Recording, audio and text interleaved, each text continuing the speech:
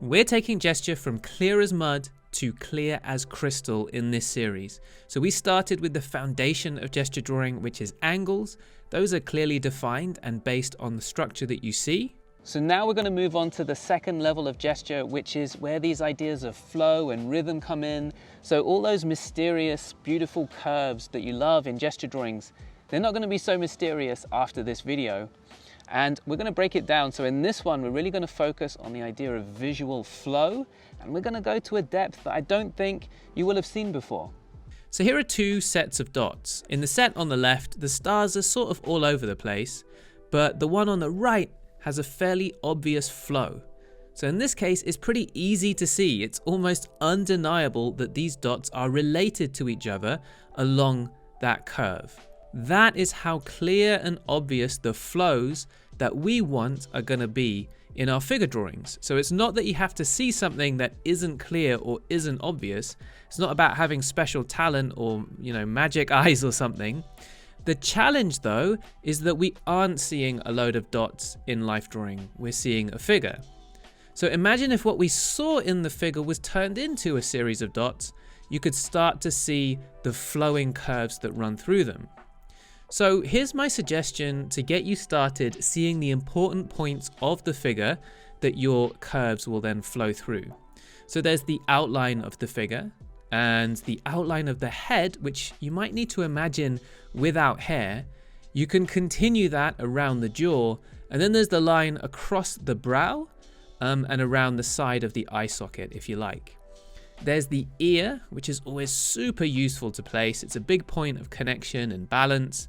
And then the sternocleidomastoid muscle. It's like that V-shaped muscle running down the neck from the bottom, just behind the ear, down to the middle of the collarbones.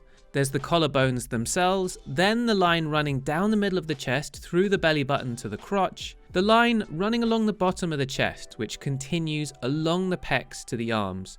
So the chest muscles, the pecs, are there to move the arms, so of course they go off and attach to the arms. And then one from one aces point to the other. So that's the bony bit on the pelvis, and there's a curve running around the torso at that level, a bit like the waistband if the person was wearing pants. So before we were just looking at the angle straight across those two aces points, but this time we're thinking more about the line running around the form. So as if we were drawing right onto the figure. And then there's the line around the deltoid muscle on the shoulders. And then in the legs, if you want to get a little bit more sophisticated than just the outline, there's the Sartorius, which goes from the aces down the thigh, all the way round the inside edge of the knee, creating a little bulge on the inside of the knee, and also the outward curve of the shin as well. In this case, I'd probably also look at the lines running down each side of his abs, down to his crotch. So now we've turned this complexity of the human figure into something simpler, but it's still got way too much information and complexity in it. Our eyes are going to pick up on every little bump and change in angle along these lines. If you draw all these little contours that you're seeing, just connecting every dot, connecting every point on the outline, you're going to end up with a drawing like this. So it's a simplified figure. It might have quite accurate proportions and accurate angles, but this is not a gestural drawing. There's too much irrelevant information. There's no visual flow to these curves. So the point is that we have to practice that skill of finding the flowing curves running through this complexity, just like we did with the stars earlier. So now we're getting somewhere. Just like the stars earlier, some of the points are going to be off the curve. Not way off the curve, but a little bit off these curves we're drawing. And that's okay. You need that confidence to be able to draw right through the heart of these points that the figure is giving you and not feel the need to draw in every little bump and contour. I think that generally you can deviate from the dots even more in the arms and legs than you can in the head and torso. And then finally, when you draw the figure gesturally, You want to push those angles that we talked about in the last video, slightly exaggerating the differences in the angle of the rib cage and the pelvis and so on. So in this case, we might put his rib cage on a stronger angle and then push his pelvis further to the right to deepen the angle from the rib cage to the pelvis. Now, all of that is hard to do in practice, but don't worry, I've got some principles to guide you through this process.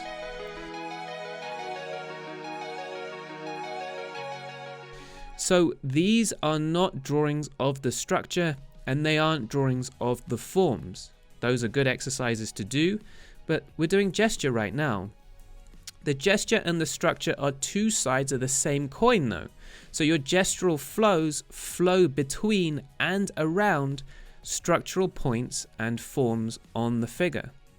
So the heart of the gesture very often is about the relationship between the rib cage and the pelvis. So even in my really simplified curves of the torso, I want to give some simple indications of those forms and how they relate to each other. If I choose curves like this, it turns the torso into a mush. There's no rib cage form versus pelvis form. It's more like a big piece of bendy rubber or something. So instead, I'll choose curves like this. This brings out that angle change at the bottom of the rib cage. I can feel the rib cage pull things inwards here, and then the midsection squashing here and curving off sharply because the pelvis is off to the left. Then if I add a curve around the pelvis, I can show with this one curve how it's tilted forward. And then I can add a curve around the rib cage form, in this case under the chest, and now I can see that the rib cage is tilted back. So with those two curves, that also gives me a feel for the difference between the rib cage mass and the pelvis mass. So it's still simple curves, but with these simple curves, I'm implying how these forms are oriented. It's not a structural drawing. I'm not studying the anatomy of the rib cage. I'm giving a feeling for those big masses. Now, just to clarify, I'm not saying that these are the exact lines you always need to use for gesture. There aren't really any hard and fast rules to gesture. It would be boring if everyone used the same curves all the time, but this is a really great place to start from. Another problem with these curves is this big concave. A general principle is that you often won't use concave curves. Now, especially when you're doing a more fleshed out drawing, a more complete drawing, not just a quick gesture, you really will have hardly any concave curves at all. If you imagine that we're filled with liquid, like a balloon full of water, all the outline of it will tend to bulge outwards. There won't be anything getting sucked inwards. So when you look closely at human beings, most of the curves are convex. In a gesture drawing, there is more scope for using some concaves because we're not drawing the figure itself, we're drawing the gesture. Sometimes that's how the flowing curve might go, but still mostly you're going to use convex curves. So when you're looking for those curves of the torso, if there is a bend in it and you see something like this where things come in at the waist, you'll often use two convex C curves and not one big concave curve. I hope that makes sense. Now, sometimes people kind of go too far. So I say to them, try and connect points and use big, simple curves. But then they'll try to connect points that don't really flow with each other. So it should usually be pretty clear and obvious and not feel like you're having to force it. So here, this is a natural flow around and across these forms. I don't need to be fancy and try to find a big curve all the way down from here to here. So, in this case, it's sort of there, but it doesn't quite work. And it kind of removes that sense of the rib cage to pelvis mass, which is the thing that we really care about. So there's a balance there. You do want to cut through lots of irrelevant bumps and undulations.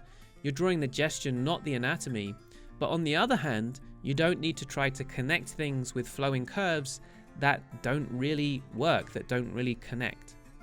So I know this isn't easy, guys. It's hard enough to think about these landmarks and the angles and the proportions, and now we're talking about these curves. It's a lot of complicated stuff to worry about all at the same time. So if you can think back to when you were learning to ride a bike for the first time, You have to think about the pedals, you have to think about the steering and look where you're going, and do all of those things at once without any muscle memory for it. And so when I first tried, I remember distinctly just crashing into lampposts. I would see a lamppost and say, don't crash into that, and just crash straight into it. And drawing is going to be like that, except it's more complicated and it takes longer. So you're going to crash into loads of lampposts along the way. But just like riding your bike is relaxing and fun, once you've learned how to do it, gesture drawing can be like that too. You're going to really enjoy it and have a ton of fun with it once you've done all that practice of these individual skills. And it's so worth it. It's so enjoyable. So keep persevering and you will get there. And finally, your flowing curves usually don't need to go much beyond the CSI type mark. So the most complex curve you might use would be an S curve. A lot of them will be C curves, and often I think straight lines are underused. And you don't want to go anything more complicated than that. So that's not really a rule. Again, it's just a nice principle that's going to keep you on the right track. So this is the 3 levels of gesture series, but I never explained what the 3 levels are. So the first one is the angles that we looked at in the last video. The second one is the beautiful curves, right? And we still have to talk a bit more about that because there's this idea of rhythms that we haven't covered yet. And then the third is going to be where we inject more meaning into the gesture. So, when we're drawing gesture, it's about, beautiful curves and stuff, but those curves can take on more meaning when we're really accentuating the action that the person is doing. And also when we're bringing out ideas like the weight and balance. So now the curves aren't just beautiful, but they have more meaning about what is happening with that figure in that pose. I'm going to run our free workshop, How to Draw Life Beautifully, on Wednesday, October 7th and Thursday, October 8th. So in this session, you're going to see a simple strategy, the same one Barbara used here to progress. It's a strategy for navigating the figure which removes the mysteries about gesture, about construction and proportions, and ties all these different skills together. And we're also going to get clarity about the most efficient process for learning life drawing overall. And we're also going to have a look at our upcoming course, Life Drawing Simplified. Now, you only need to come to one of the sessions. It's the same session. I'm just running it twice. When we've run this in the past, it gets such a great response, so don't miss it. If you want to register, use the link below in the description or go to lovelifedrawing.com/workshop. There should be 2 more videos up on the screen somewhere. Check one of them out and I'll see you over there.